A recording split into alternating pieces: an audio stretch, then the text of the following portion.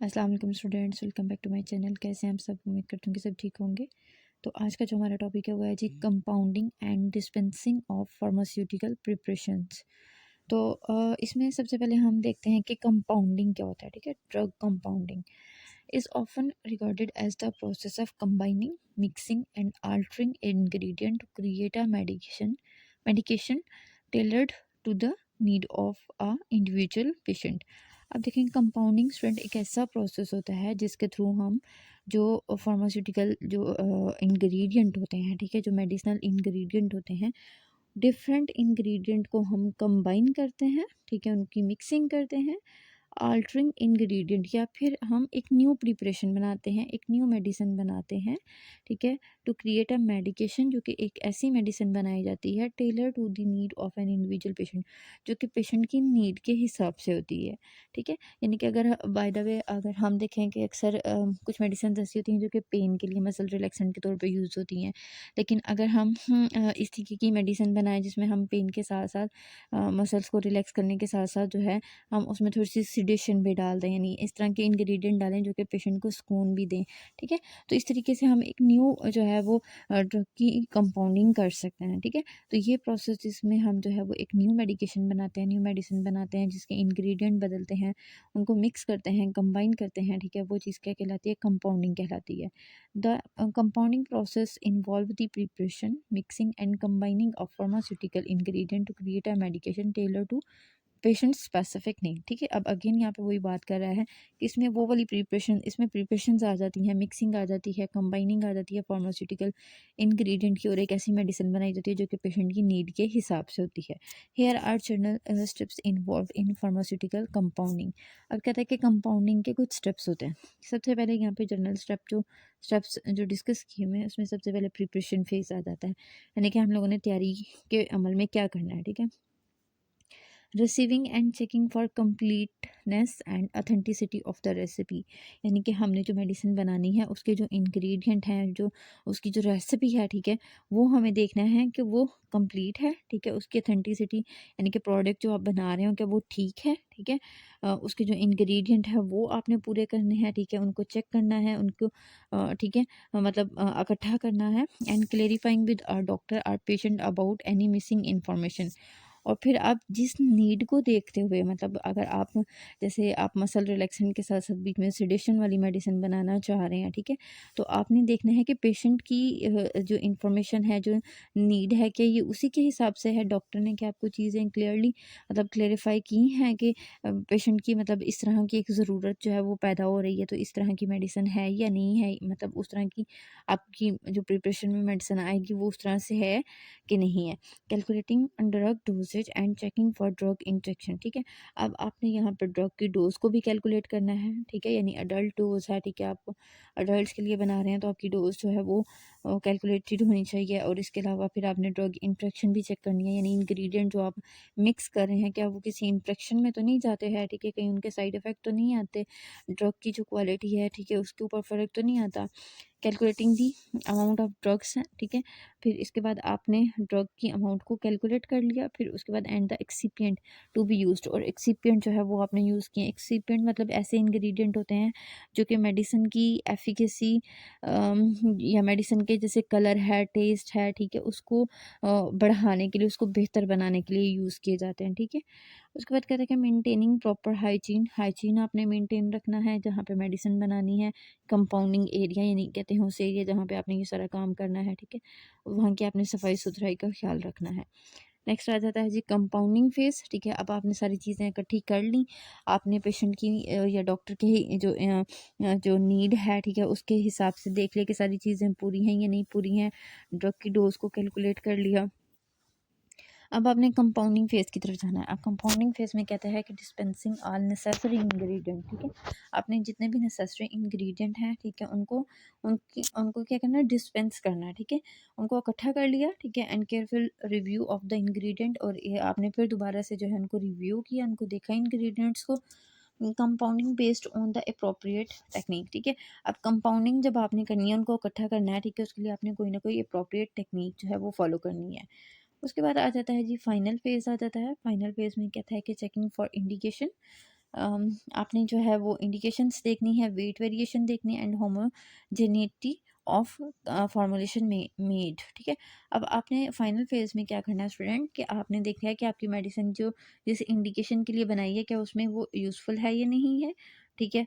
Wait के लिहाज से आपने उसकी वेरिएशंस देखनी है कि किसी पर्सन का अगर वेट चेंज हो रहा है तो उसके ऊपर तो फ़र्क नहीं आ रहा। और homogeneity of the formulation made, के जो प्रोडक्ट के जो इंग्रेडिएंट हैं, ठीक है, वो क्या सही अमाउंट में डले हैं या नहीं डले हैं, ठीक है, फॉर्मुलेशन उसकी ठीक है या नहीं है। उसके बाद है logging off information in compounding book, ठीक है।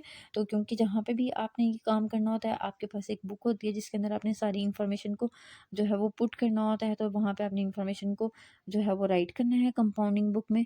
Labelling of the prepared drug, ठीक है, उसको जो भी आपने ड्रग बनाई है उसको प्रिपेयर करना है। And cleaning of both compounding and storage area, ठीक है। तो फिर उसके बाद आपने क्या करना है कि जो कंपाउंडिंग एरिया उसको भी क्लियर करना है और स्टोरेज एरिया जहाँ पे मेडिसिन बनाने के बाद आपने स्टोर करनी है उस एरिया को भी क्लीन करना है। मेडिकेशन टू द पेशेंट, और इसके बाद आपने ये जो मेडिसिन है वो पेशेंट को दे देनी होती है, ठीक है। यानी ये वो सारा प्रोसेस है जिसमें हम डॉक्टर की जो है वो ज़रूरत के हिसाब से या डॉक्टर की डिमांड या पेशेंट की नीड के हिसाब से मेडिसिन को प्रिपेयर करके, ठीक है, पेशेंट के हवाले करनी होती है और उसका रिकॉर्ड भी रखना होता है। उसके बाद है जी ड्रग डिस्पेंसिंग आ जाता है सबसे पहले। ड्रग डिस्पेंसिंग का मतलब क्या है कि the dispensing process involve preparing and providing prescribed medication to doctor to patients, ठीक है। अब डिस्पेंसिंग में क्या करना है कि आपने मेडिसिन को तैयार करना है और जो के जो है वो प्रिस्क्राइब्ड मेडिकेशन थी, ठीक है, पेशेंट के लिए, यानी जो डॉक्टर ने पेशेंट ने जो डॉक्टर ने जो एडवाइस की थी पेशेंट के लिए वो मेडिसिन आपने प्रिपेयर करनी है और पेशेंट के हवाले करनी है। Here are general steps involve in the dispensing of medication, ठीक है। अब यहाँ पे कुछ स्टेप्स हैं जिनको हम देखेंगे। जर्नल डिस्पेंसिंग प्रोसीजर, वियर आ फ्रेशली लॉन्डर्ड ओवरऑल कोट, ठीक है, यानी कि अपने वाइट कोट जो है वो साफ़ सुथरा पहना होना चाहिए। It should be spotless and clean, ठीक है, तो बिल्कुल ये साफ़ सुथरा होना चाहिए, कोई भी दाग ना इसके ऊपर हो। Provide yourself with clean glass cloth and or duster or sponge, ठीक है। तो आपके पास जो है वो एक साफ़ सुथरा सा जो है वो स्पंज या डस्टर वगैरह होना चाहिए, ठीक है, जो कि it is use for cleaning and the dispensing area, ठीक है। तो ये किस लिए यूज़ होता है कि ये क्लीनिंग एरिया को डिस्पेंसिंग एरिया को क्लियर करने के लिए, सफाई के लिए यूज़ होता है। Work in clean and tidy manner, ठीक है, अच्छे तरीके से आपने जो है वो काम करना है मैनर्स के साथ।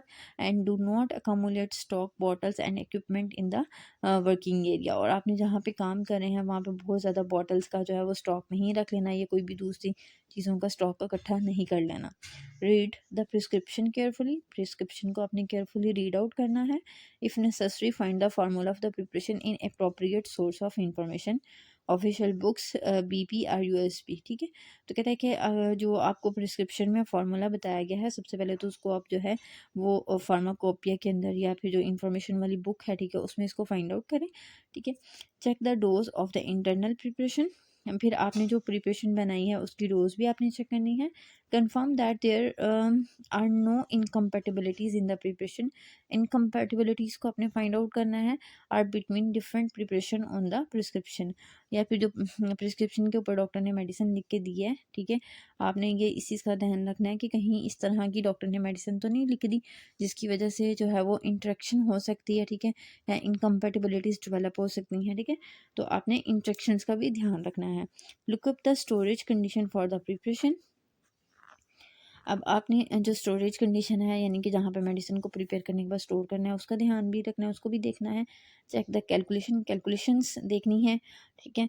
Collect the correct container and closure, ठीक है। फिर आपने जो है वो मेडिसिन प्रिपेयर करने के बाद आपने उसकी के हिसाब से जो है वो जो करेक्ट कंटेनर है वो आपने लेना है और उसकी कवरिंग आपने लेनी है। राइट द लेबल, ठीक है, मेन लेबल, लेबल उसके ऊपर लगाना है। Collect any special label that are required, ठीक है, या फिर आपने कोई ख़ास किस्म का लेबल जो है वो मेडिसिन के हिसाब से अगर आपके पास पड़ा हुआ है तो वो आपने लगा देना है। Make the preparation pack it in container, ठीक है, प्रिपरेशन को बनाने के बाद आपने उसको कंटेनर में डाल देना है। Check the label and fix them to the container, label को पहले चेक करना है फिर उसके बाद आपने कंटेनर पर फिक्स करना है। चेक द फिनिश्ड प्रिपरेशन, और उसके बाद आपने जब प्रिपरेशन कंप्लीट होगी है तो एक दफ़ा दोबारा से उसको चेक कर लेना है। अब यहाँ पे ये पूरा जो है इन्होंने सारा साइकिल दिखाया हुआ है कि जर्नल डिस्पेंसिंग प्रोसीजर के अंदर prescription, reception and legal check. ठीक है, प्रिस्क्रिप्शन आपके पास आई है, ठीक है, रिसीव हुई है आपको, उसके बाद आपने उसको चेक कर लिया कि ये ठीक है या नहीं ठीक है।